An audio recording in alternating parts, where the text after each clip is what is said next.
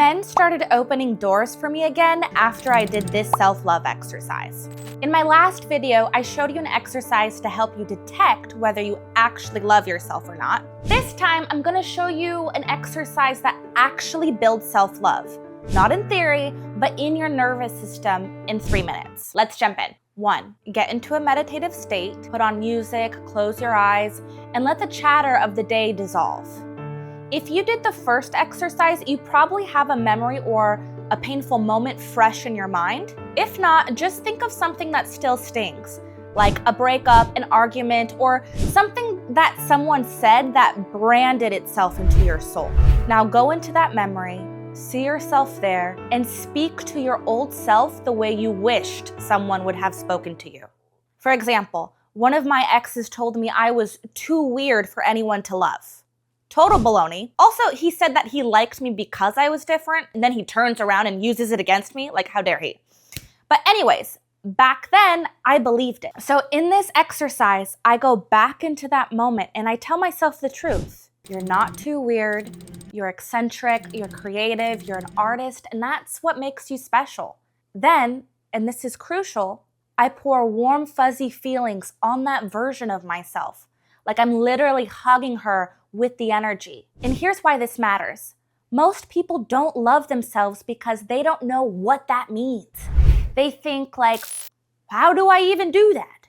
Is loving myself just thinking nice thoughts? Well, nothing bad happened today. Why would I need to do self-love work? The problem is if you only give yourself love when you're in crisis, you train your brain to believe you only deserve love when you're wounded. So you keep reenacting relationships where you get hurt first because pain feels like the doorway to affection.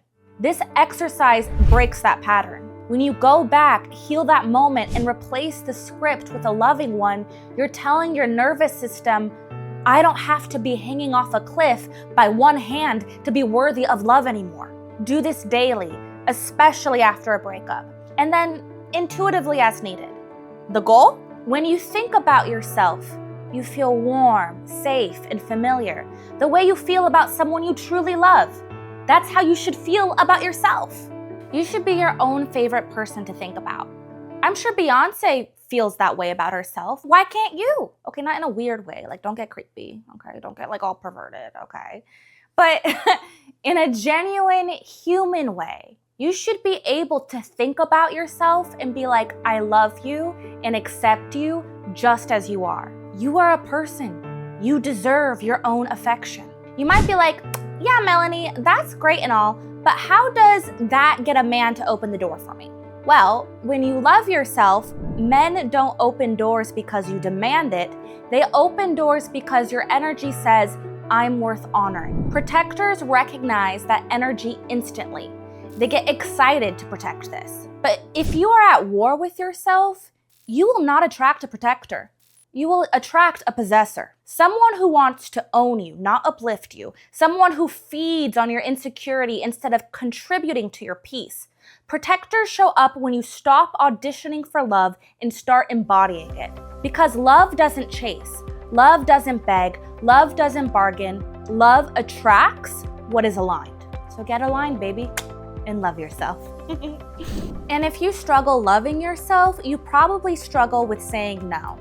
If that sounds like you, grab my free guide, Say No with Grace. It's in the link below.